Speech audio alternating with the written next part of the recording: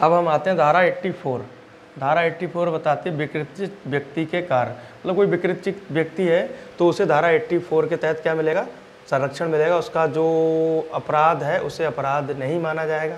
क्या है इसमें, कोई कार्य अपराध नहीं है जो किसी व्यक्ति द्वारा जो उस कार्य को करते समय उस कार्य की प्रकृति और परिणाम जानने में असमर्थ रहा हो, और वो ये असमर्थ हो और ये जानता हो कि जो कार्य कर रहा है वो है विधि विरुद्ध है, और ये जानने में ही असमर्थ हो कि जो कार्य कर रहा है वह विधि विरुद्ध है, तो उसे धारा 84 के तहत संरक्षण मिल जाएगा। क्योंकि आपराधिक विधि में जो होता है, अपराध करने के लिए आपराधिक आशय का होना जरूरी होता है, अपराध की योजना बनाने में सक्षम होना चाहिए, अपराध करते समय कार्य की प्रकृति और परिणाम को जानना चाहिए, डोली कैपेक्स रहा हो तब जो है उसे, और चूंकि विकृतित इन सब कार्यों को नहीं कर पाता, ना तो कार्य प्रकृति और परिणाम समझ पाता है, ना जो कर रहा है वो विधि विरुद्ध है वो भी नहीं जान पाता, तो उसे क्या किया जाता है, यहाँ पे धारा 84 के तहत संरक्षण दिया जाता है सॉरी।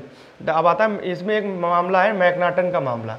एक मैकनाटन इस भ्रम में था कि जो प्रधानमंत्री है ब्रिटेन का रॉबर्ट पोल, उसकी जो है ऐसी दशा का क्या है, जिम्मेदार है, दुर्भाग्य का उसका कारण है। तो एक दिन जो है साहब रॉबर्ट पोल को जो है, प्रधानमंत्री रॉबर्ट पोल था, उसकी जगह जो उनके निजी सचिव थे, रॉबर्ट पोल समझकर क्या करता है, हत्या कर देता है। तो उसे इस धारा में संरक्षण दिया गया। फिर हाउस ऑफ लॉर्ड्स की जो 15 न्यायाधीशों की बेंच ने कहा कि कोई व्यक्ति जो स्वचित तथा अपराध के लिए उत्तरदायी होने के लिए पर्याप्त क्षमता से युक्त माना जाएगा। कब माना जाएगा, जब तक कि इसके विपरीत न्यायालय में सिद्ध ना कर दिया जाए, तब तक ये क्या माना जाएगा कि वो कार्य को कर सकता है। और इसमें एक चीज़ और कही गई इस केस में, जो हाउस ऑफ लॉर्ड्स ने कहा, विधि पागलपन को बचाव का आधार माना, चिकित्सीय पागलपन को नहीं माना जाएगा। अब अभियुक्त जानता हो कि जो कार्य वह कर रहा है अपराध है, तब क्या होगा, दोषी माना जाएगा। हाउस ऑफ लॉर्ड्स ने कहा कि अभियुक्त यदि जानता है, विकृतित व्यक्ति जानता है कि जो कर रहा है तो क्या है, अपराध है, तब उसे दोषी माना जाएगा। अब धारा 85 आती है हमारी। धारा 85 बताती है ऐसे व्यक्ति का कार्य जो अपनी इच्छा के विरुद्ध मत्तता में, इच्छा के विरुद्ध कैसे, इच्छा के अनैच्छिक मत्तता बोलते हैं, अपनी इच्छा के विरुद्ध मत्तता में होने के कारण निर्णय पहुंचने में असमर्थ था। मतलब ये धारा जो है, धारा 85 जो है ऐसे व्यक्ति को संरक्षण देती है जो कि मत्तता में होने के कारण अपनी निर्णय में पहुंचने में क्या हो, असमर्थ हो। कोई कृत्य इसमें अपराध नहीं होगा, किसी व्यक्ति को क्या उसके कोई जो ऐसा पदार्थ है, शराब है या फिर कुछ और मादक पदार्थ है, कुछ भी है जो उसे उसकी इच्छा के विरुद्ध या उसकी जानकारी के बिना या धोखे से दी जाती है, और उसके बाद अगर वो कोई अपराध करता है, ठीक है, तो उसे क्या करें, धारा 85 के तहत संरक्षण दिया जाए, उसका कृत्य अपराध नहीं माना जाएगा।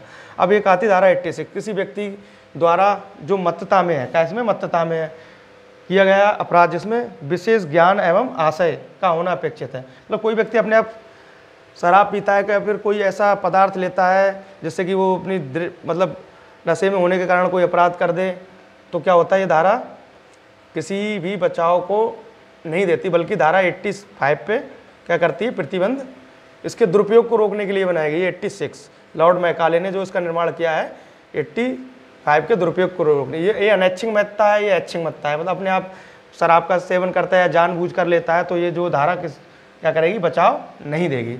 अब आते हैं हम इसके केस के बारे में। हो गया। अब धारा 86 जो अनैच्छिक महत्ता है, इसके केस के बारे में हम यहाँ बात करते हैं। तो ये केस है हमारा डीपीटी बनाम बेयर्ड। इसमें जो क्या होता है, एक बेयर्ड क्या होता है, पहरेदार, बेयर्ड होता है पहरेदार। एक 13 साल की लड़की होती है, 13 साल की लड़की जो है, तो बेयर्ड पहरेदार था, तो लड़की जो जहाँ पहरेदार था वहाँ फाटक से गुजर रही थी, तो बेयर्ड पहरेदार था, उसने बलात्कार का प्रयास किया, इस लड़की के साथ बलात्कार का प्रयास किया। लड़की को पकड़ लिया, पकड़ने के बाद, और जो बेयर्ड था उसने शराब पी रखी थी, उसने बेयर्ड ने उसका गला, मुंह दबाया लड़की का, और मुंह दबाने के साथ उसका अंगूठा उसके गले पर रख दिया। गले पर जब रख दिया, उससे जो है उस लड़की क्या हुआ, दम घुटने के कारण मृत्यु हो गई। तो जो बेयर्ड को यहाँ पे बेयर्ड ने कहा कि अनैच्छिक महत्ता, कि मैंने शराब पी रखी थी, मुझे बचाव मिलना चाहिए, तो न्यायालय द्वारा ये कहा गया था कि जो तुम्हारी एक तो अनैच्छिक महत्ता थी कि तुमने शराब अपने आप पी रखी थी, तो उन्हें इसमें ऐच्छिक महत्ता ऐच्छिक अपनी इच्छा से शराब पी रखी तो उसे क्या क्या किया गया था, हत्या का और बलात्कार का प्रयास का दोषी माना गया। अब एक केस आता है आर बनाम मीड। आर बनाम मीड में जो है एक अभियुक्त होता है, उसने अपनी पत्नी को नशे में निर्दयता पूर्वक क्या करा, घूंसे से प्रहार करके मार डाला। एक व्यक्ति होता है, उसने नशे में शराब पी रखी थी, उसने अपनी पत्नी को मतलब घूंसे से मार के क्या, घूंसे मार कर उसके नशे में उसे मार दिया। फिर उसने कहा कि मैंने शराब पी रखी थी, मुझे बचाव मिलना चाहिए। तब उसे बचाव नहीं मिला। क्यों नहीं मिला? क्योंकि उसने थी ऐच्छिक मत्तता, अपने क्या किया था, अपनी मर्जी से शराब पी रखी थी, ऐच्छिक मत्तता थी, उसमें बचाव नहीं दिया गया। फिर गल्लाधर का मामला है। गल्लाधर के मामले में जो कि अभियुक्त जो है मस्तिष्क रोग से पीड़ित था। अभियुक्त कैसे था? मस्तिष्क रोग से पीड़ित। और वह ये जानता था कि अगर जरा सा भी की शराब का सेवन कर लिया तो क्या कर सकता है, आसानी से आत्मनियंत्रण खो देगा। और वह क्या करता है, स्वयं की इच्छा से क्या करता है, शराब पीता है और फिर क्या करता है, अपनी पत्नी को मार देता है। तो यहाँ भी उसे बचाव नहीं मिला। क्यों? क्योंकि उसने अपनी इच्छा शराब पी रखी थी। कैसी मत्तता है? ऐच्छिक मत्तता। ऐच्छिक मत्तता में जो है अपवादों में कोई बचाव नहीं मिलता है, अपराधी उसकी पत्नी की मृत्यु का दोषी माना गया। अब आते हैं एक वासुदेव बनाम पेप्सू। वासुदेव बनाम पेप्सू का मामला जो है, इसमें जो होता है एक सेना छुट्टी लेकर एक जो है व्यक्ति आता है और जो बस में बैठने को लेकर क्या करता है, सेना छुट्टी लेकर एक व्यक्ति आता है, बस में बैठने को लेकर गुस्से में आकर क्या करता है, एक बालक को क्या करता है, बालक को गोली मार देता है। और जो सेना से छुट्टी लेकर आया था, ठीक है, उसने शराब पी रखी थी। तो यहाँ भी बचाव नहीं देगा। क्यों नहीं देगा? क्योंकि ऐच्छिक मत्तता।